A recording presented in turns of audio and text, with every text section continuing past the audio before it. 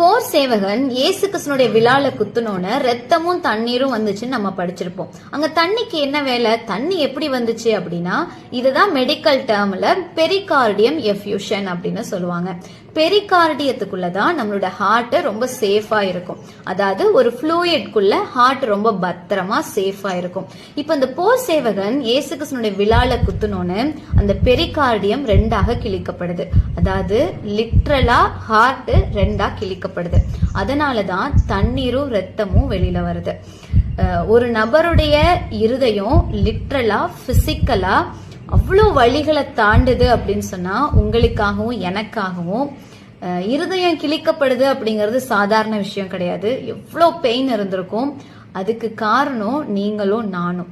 அவர் நம்ம மேல வச்சிருக்கிற அன்பு அப்படிங்கும்போது இதை தாண்டி ஒருத்தரால அவங்களோட அன்பை வெளிப்படுத்த முடியுமா? வேற எதுவும் இதை தாண்டி டிஃபைன் பண்ணுமானா எனக்கு தெரியல.